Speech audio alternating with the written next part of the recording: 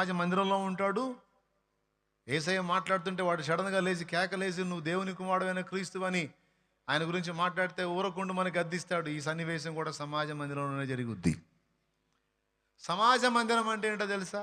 దేవుని వాక్యం ప్రకటింపబడే చోటు, దేవుని ధర్మశాస్త్రం వినిపింపబడే చోటు.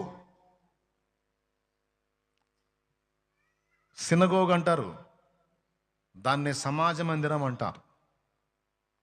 అక్కడ అచ్చంగా దేవుని వాక్యం వినబడుతుంది,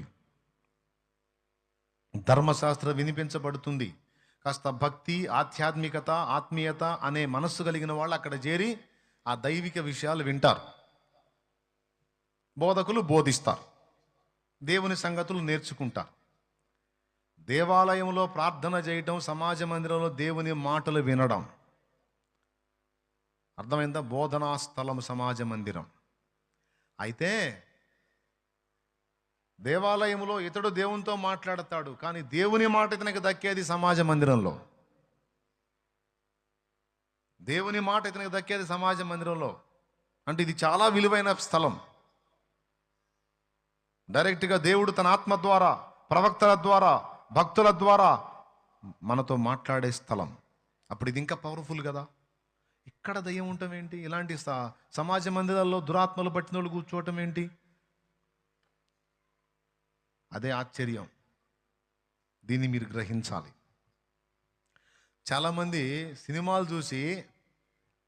చూసి దేవాలయంలోనికి దయ్యాన్ని తీసుకుపోతే అది రాదు, భయపడి పారిపోయిద్ది అని ఫీల్ అవుతారు.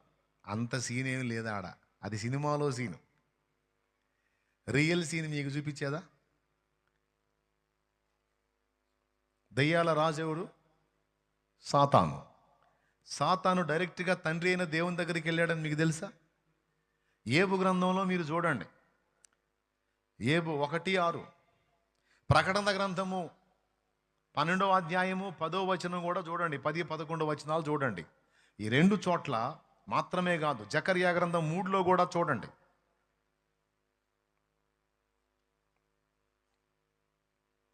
వరుసగా చూడండి.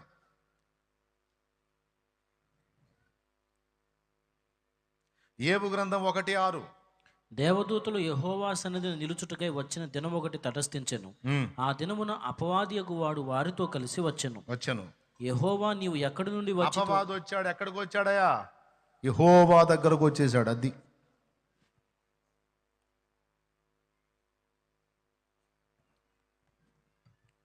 ప్రకటన గ్రంథం 12వ అధ్యాయం 10వ వచనం.